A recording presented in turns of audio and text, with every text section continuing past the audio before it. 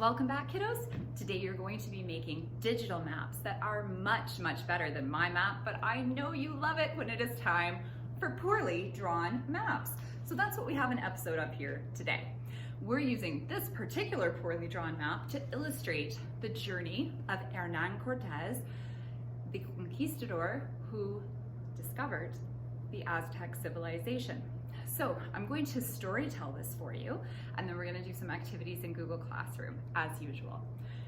Hernan Cortez came from Spain to Cuba to make his fortune, because we know from conquistador worldview, our wealth comes from searching outward. It's wealth we can take, not wealth we can earn. This has been that worldview of Spain through the Reconquista. It has led us to this acquisitive, like we're acquiring land and resources from the places we contact. So Cortez lands in Cuba and he begins working for Governor Velasquez.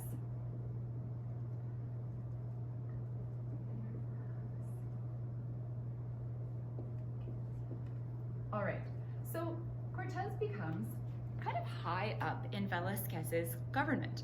He's becoming trusted, he's gaining a little bit of wealth, a little bit of power. This is great for Hernan Cortez, and Velasquez tells him, I want you to lead an expedition to the mainland.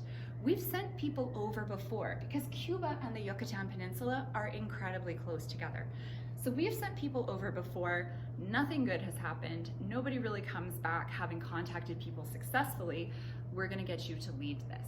So I'm gonna send you with 3 ships, 300 men, 16 horses, servants, gunpowder, knights, and Cortez is like, yes, this is it. This is my chance to make my fortune. And then Velasquez changes his mind. And Cortez, being Hernan Cortez, actually rounds up the crew, says, okay guys, we're leaving earlier than scheduled, before they can get notice that the expedition has been canceled. So he legit steals all these men, resources, guns, ammunition, and 3 ships, and he takes them off without permission. Now Velasquez obviously is not pleased with this, and these guys actually end up for the rest of their lives in like super petty old man fighting. Every time one of them gets a promotion, the other one complains to Spain, back and forth for their entire lives. It's actually kind of funny because like they're super petty. But regardless, it all starts with Hernan Cortez stealing a fleet. Now we need to think, if you have stolen and directly disobeyed orders, there is no chance that you're going back to Cuba without enough gold to be like, sorry, please take my apology in sacks of cash. So Cortez is highly, highly motivated. There is no chance that he's returning to Cuba because he knows that's a death sentence. So his worldview is telling him, you find these people, you take their wealth, or you die. There are no alternatives for Hernan. And he manages to have the most incredible kinds of luck pop up all around him. So Cortez first lands near Cancun, the island of Cozumel. Interestingly enough, the people of Cozumel see the Spanish and they immediately run away. Okay, that's fine. I see strangers that don't look like anything I've ever seen.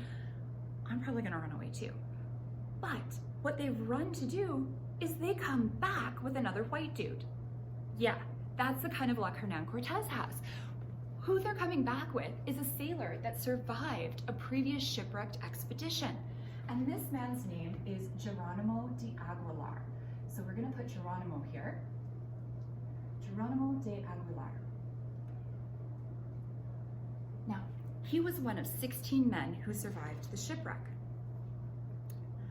A variety of them were immediately killed as sacrifices. The rest of them were sold into slavery. Only 2 had managed to survive the 7 years until Cortez returned, one of them being Geronimo de Aguilar. The other, interestingly enough, had fully adapted to the Mayan civilization, and interestingly enough, spent the rest of his life fighting the Spanish as a Mayan general. But Geronimo de Aguilar was a priest, and he was ecstatic to be getting out of there. He had earned his freedom a couple years before, but he thought he was stuck here forever. So when he sees other Spaniards, amazing. Now, why is this so lucky for Cortez? Because after all of this time as a slave to the Mayan, Geronimo de Aguilar speaks Mayan. So all of a sudden, you have a translator. Can you imagine what an incredible gift that is, just to kind of fall into the lap of an explorer? Wonderful. Now he has someone who's happy to help him, because he's like rescuing him, who is also able to speak to the people along the coast. So he's able to ask the people, who's rich? And the Maya people tell him the strongest empire around are inland. They're the Mexica. You need to go north and you need to go into the mountains to find these Mexica. Have you noticed the modern word Mexico comes from the Mexica, who are the Aztec as well, okay? So we have him now. Awesome. He moves up the coast a little bit. They stop. They're getting resources. They're getting water. You will not believe what happens, my kiddos. Out of the bushes comes running a greyhound. You know, like the greyhound dogs? Seriously, a greyhound dog who had been shipwrecked on the same shipwreck that Geronimo Aguilar was in. Except, you know, those guys are like normally kind of skinny. Well, this one's all like fat and happy. And he hears Spanish voices and he's like, I speak Spanish. And he comes running out of the bush. Why is this such a gift for Hernan Cortez? Well, this dog takes them back into the jungle and starts showing them how he takes down animals. So all of a sudden you have a hunting dog and you have a guy who speaks the language. This is really like, how lucky can Cortez be? He's here for horrible reasons. He's doing horrible things, but life just keeps kind of going his way. And every time one of these things happens in Spanish worldview, what is it telling us? That we are on God's side. So Cortez takes every single one of these neat things that happens and he's like, see, God wants us here, you guys. He keeps moving up the coast. Every time he moves up the coast, he has a meeting with the local leaders. Sometimes there's a bit of a skirmish, usually with Geronimo de Aguilar translating. There's sort of more of a sit, meet, look at each other, send you more towards the Mexica. Usually he would bring out one of his muskets, blow a hole in a tree, impress people, make allies. Occasionally, not so well, and there were armed conflicts. We'll talk about that more in detail later. On one of these stops up the coast, he is given a bunch of women. Yeah, because, you know, the slave trade was huge in the Yucatan Peninsula and the Mexican world at the time. And hey, I guess they saw a bunch of sailor dudes and were like, you know what you guys would like? Some ladies. So I know today's worldview, we're like, are you kidding me? Women are not presents. But in this time it was, and one of these women was called Malinali, which means grass skirt, just in case you're interested. Malinali. Now, what was really of benefit to Cortez about Malinali is that she had come from the Aztec lands. She had come from a Nahuatl-speaking group and been sold into slavery in the Maya realm. So now Malinali speaks Maya and Nahuatl. So initially, conversation has to go from Spanish to Maya through Geronimo de Aguilar, and then from Maya to Malinali, and then to Nahuatl from Malinali to the chieftains. But this girl is smart. She's in her late teens and she has a mind for languages. And within months, she has learned Spanish well enough that Cortez can communicate directly with Malinali and she can then contact the Nahuatl people. In our textbook, we're going to see her named as Dona Marina. Marina, marine, coming from the ocean, it literally means the captain's lady. Ugh, gross, right? We also see her called La Malinche, which today in Mexico is like a slur word for a traitor. So I'm gonna keep calling her Malinali for those historical reasons. I just kind of find it's a bit more respectful. So moving on, up the coast we go. And here at Veracruz, Cortez stops. He's like, all right, kiddos. Well, I'm sure he didn't call us men kiddos. He was probably like compatriots, right? Compadres.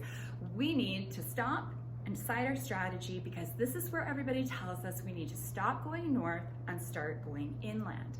So he builds a fort, as one does, and he makes himself the governor of Veracruz. Who is surprised? Nobody is surprised. We know Cortez. But at this point, some of his men are getting restless. They're not thinking he's leading them very well. The information has gotten out that they're not actually supposed to be on this voyage, and they're talking about a mutiny, rising up, taking the ships, and going back to Cuba. Cortez hears this and he hangs the leaders, but you know what he also does? Because in Cortez's world, there is no option. We are finding the Aztec, we are taking over this area, we'll worry about getting back to Cuba after, but none of you are leaving because I need all of you to achieve my goal. So he orders his ships burned in the night.